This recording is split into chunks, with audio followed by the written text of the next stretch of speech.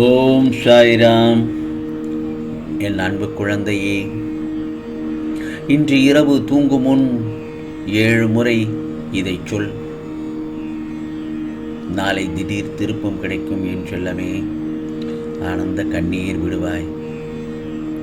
உள்ளது எதுவோ அது இறைவன் கொடுத்தது என்று மகிழ்ச்சியாக இருக்க கற்றுக்கொள்.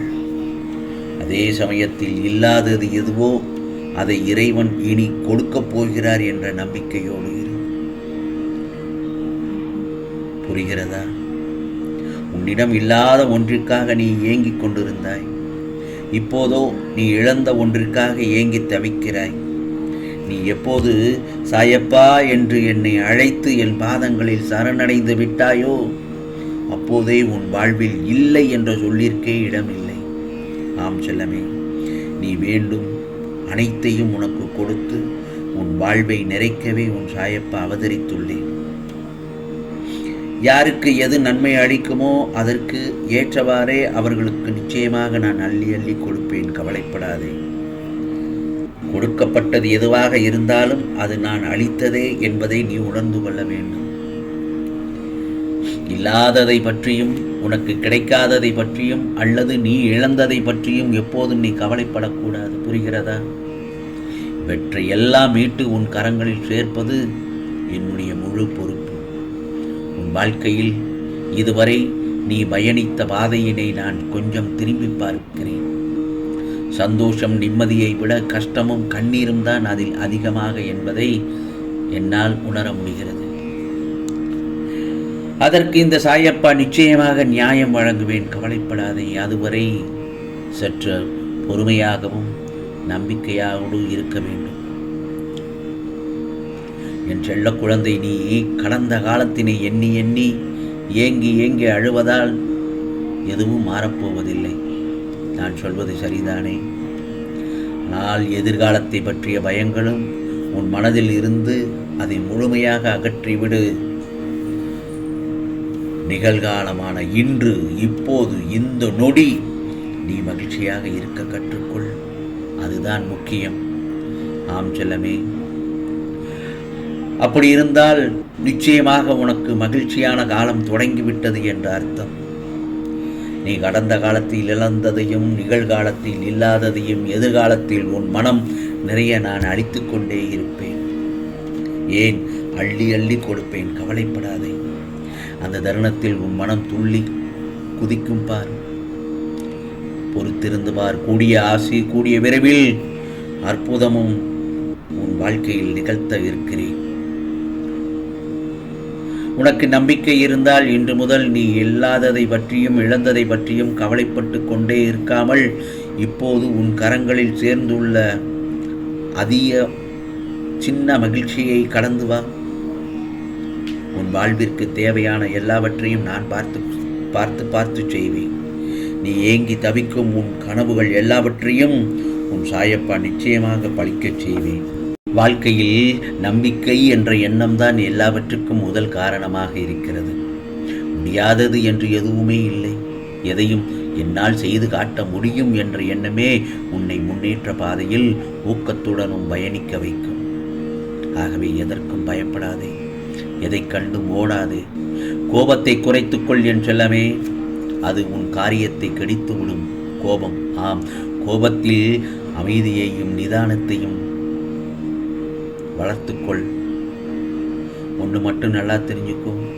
இந்த நல்ல நாளில் உன் கனவுகள் எல்லாம் நிறைவேறும் நேரம் வந்துவிட்டது. இன்றைய இரவு நீ தூங்கும் சமயத்தில் உன் சாயப்பா உன் கனவில் தோன்றுவேன். ஆகவே எதையும் யோசித்தபடி இருக்காதே. வாழ்க்கையை அனுபவித்து வாழ கற்றுக்கொள், பழகிக்கொள். தேவையற்ற குழப்பங்களை மனதில் சுமந்து கொண்டு தேவையில்லாமல் யோசித்து கொண்டிருப்பதை தவிர்த்து கிடைத்திருக்கும் இந்த வாழ்க்கையை எப்படி ஜெயித்து வாழலாம் என யோசி. ஏனென்றால் வாழ்க்கையில் வரும் மேடு பள்ளத்தை எப்படி கடந்து மீண்டு வருவது என்பதை மட்டும் யோசி. அதுவே போதும். சந்திக்கும் இன்னல்களை எதிர்த்து வாழ வேண்டும். மனம் தளர்ந்து விடாதே. மனதை அலைபாய விடாமல் பார்த்துக்கொள். உன்னை என் கருவறையில் சுமந்து அரவணைப்பேன். அம்மாவாகவும் அப்பாவுமாகவும் இருந்து நான் இருக்கிறேன் என் செல்லமே. பிறகு பார், நான் உன்னை எப்படி ஜெயிக்க வைக்கிறேன் என்பதை மட்டும் பார். நாம் நன்றாக வாழும்போது கெட்ட காலம் என்று ஒன்று வரக்கூடும். எச்சரிக்கையாக இருந்து கொள்வோம் என யாரும் நினைப்பதில்லை. அதே சமயத்தில் மகிழ்ச்சியாக இருக்கும்போது இதுவும் ஒரு நாள் முடிந்துவிட்டால் என்ன செய்வோம் என யாரும் யோசிப்பதில்லை. துன்பம் நேர்ந்தால் மட்டுமே கடவுள் நம்மை கைவிட்டு விட்டதாக நினைக்கிறார்கள், பதறுகிறார்கள். பயப்படாதீர்கள் என் செல்லமே, அனைத்தையும் எதிர்கொள்ள கற்றுக்கொள். தைரியமும் தன்னம்பிக்கையும் ரொம்ப ரொம்ப முக்கியம், அவசியமும் கூட. வாழ்க்கை வாழ அத்தியாவசியமான ஒன்று என்ன தெரியுமா? வாழ்க்கை வாழ அத்தியாவசியமான ஒன்று உன் சாயப்பா உன் தீய கர்மாக்களை எல்லாம் முடிவுக்கு கொண்டு வந்து விட்டேன். இனி உனக்கு மகிழ்ச்சி மட்டும்தான். உன் கஷ்டங்களுக்கெல்லாம் விடிவு காலம் வந்துவிட்டது. துயரங்கள் முடிவுக்கு வந்துவிட்டது. வசந்த காலம் ஆரம்பமாகிவிட்டது. நாளைய பொழுதே உனக்கான பொழுதுதான் என் செல்லமே. இனி உன் வாழ்வில் எல்லாம் ஆனந்தம்தான். உன் முகம் ஆனந்தத்தில் இருப்பதை பார்க்க ஆவலுடன் காத்திருக்கிறேன். உன் மனதில் ஏன் இத்தனை கவலைகளும் எதிர்மறை எண்ணங்களும் நிறைந்துள்ளது? நிம்மதியின்றி இருப்பதற்கு இதுவும் ஒரு காரணம்தான். ஆகவே நடப்பவையெல்லாம் நன்மைக்கு என்று பொறுமையுடனும் நம்பிக்கையுடனும் எடுத்துக்கொள். மனதில் சஞ்சலங்கள் ஏற்படத்தான் செய்யும். ஆனால் அதை நீ உன் கட்டுப்பாட்டில் வைக்க வேண்டுமே தவிர சஞ்சலங்களால் உண்டாகும் குழப்பத்திற்கு நீ அடங்கிவிடக்கூடாது. புரிகிறதா? அப்போதுதான் நீ மனக்குழப்பத்திலிருந்தும் எதிர்மறையான சிந்தனைகளில் இருந்தும் நீயே வெளியே வர முடியும். புரிகிறதா என் செல்லமே? உன் லட்சியத்தை அடைவாய். வாழ்வில் நம்பிக்கை என்ற எண்ணம் தான் எல்லாவற்றிற்கும் முதல் காரணமாக இருக்கிறது. முடியாதது என்று எதுவுமே இல்லை. எதையும் என்னால் செய்து காட்ட முடியும் என்ற எண்ணமே உன்னை முன்னேற்ற பாதையில் ஊக்கத்துடன் பயணிக்க வைக்கும். ஆகவே எதற்கும் அஞ்சாதே, எதை கண்டும் ஓடாதே. கோபத்தை குறைத்துக்கொள், அது உன் காரியத்தை கெடுத்துவிடும். ஆம் செல்லமே, இதை நான் பல முறை உன்னிடத்தில் சொல்லி வருகிறேன். தினமும் உன்னிடத்தில் சொல்லிக்கொண்டுதான் வருகிறேன். கோபத்தை குறைத்துக்கொள்.